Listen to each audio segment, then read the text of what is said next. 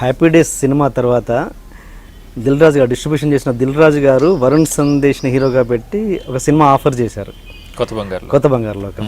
అది అంటే ఏంటంటే హ్యాపీ డేస్లో వన్ ఆఫ్ ద హీరోస్ కదా తను, అంటే మిగతా ముగ్గురు మీరు కానీ ఇంకా మిగతా ఇద్దరు కానీ అంటే అనుకొని ఉంటారు కదా మీరైనా ఏంటి మేము నలుగురం చేసాం, నలుగురం కలిసి కష్టపడ్డాము, తనకు వచ్చింది హీరోగా అవకాశం, అది దిల్ రాజు గారు లాంటి పెద్ద బ్యానర్లో అని ఏదైనా ఒక చిన్న అప్సెట్ నాలో ఉందేంటి, నాలో లేనిదేంటి, తనలో ఉందేంటి, అలాంటి ఫీలింగ్ ఏమైనా వచ్చిందా?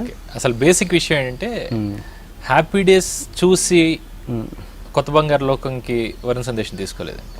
ఓకే, ఒక కొత్త కుర్రాడు వెరీ యంగ్ గై కావాలి అని వెతుకుతున్నారు వాళ్ళు. కొత్త బంగారు లోకం హ్యాపీ డేస్ జరుగుతున్నప్పుడు ప్యారలల్ గా Dil Raju garu and his team Srikanth Addala garu వాళ్ళందరూ కూడా there in search of a guy.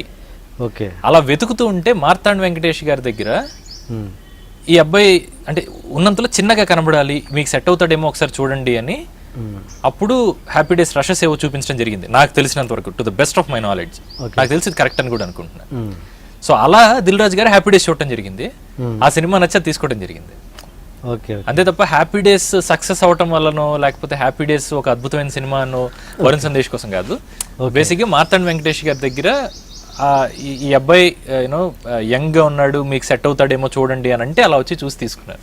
Okay okay, అవునా? ఓకే ఓకే, సరే. ఇంకొకటి, ఈ సినిమాలు మీరు గ్యాప్ ఇవ్వడానికి కూడా హ్యాపీ డేస్ తర్వాత అంత గ్యాప్ రావడానికి కరెక్ట్ చూజ్ చేసుకోవడానికి ఒక పెద్ద మనిషి మిమ్మల్ని వెనుకుని నడిపించాడని, అతని డిసిషన్ వల్ల మీరు ఆగిపోయారని, లేదు ఈ కాల్ సెంటర్ రిలీజ్ అయ్యాక నీ లైఫ్ మారిపోద్ది ఆగు కొంచెం అని ఎవరో అన్నారని ఒక చిన్న టాక్, నిజమేనా కాదు? అలాంటి గాడ్ ఫాదర్ నిజంగా ఎవరు లేరండి. ఇది సినిమా అయ్యేంత వరకు అలా ఎవరు గైడ్ చేయలేదు ఎవరు. మహా అయితే ఎందులో డిఫరెన్స్ వస్తుందండి, తీసుకునే రెమ్యూనరేషన్ లో డిఫరెన్స్ వస్తుంది, అంతే కదా. ఒక సినిమా సక్సెస్ అయిన తర్వాత ఒక సినిమా చేయడానికి, ఒక సినిమా ఫెయిల్ అయిన తర్వాత సినిమా చేయడానికి రెమ్యూనరేషన్ లో డిఫరెన్స్ వస్తుంది తప్ప కథలు ఏం మారిపోవు కదా. ఓకే ఓకే, మా అయితే బెటర్ కథలు వస్తాయి. లేదండి నాకు అలాంటి అంటే గాడ్ ఫాదర్ అని కదా, ఒక సజెషన్, ఆగు కాల్ సెంటర్ అయ్యేదాకా ఆగితే నోబడి టర్న్ అవుద్ది నీకు అన్నట్టుగా. కాల్ సెంటర్ రిలీజ్ అవుతున్నప్పుడు నేను యూఎస్ లో ఉన్నానండి యాక్చువల్ గా. ప్రముఖ ఎడిటర్ ఎవరు లేరా? లేదండి, నోవే. Okay, right.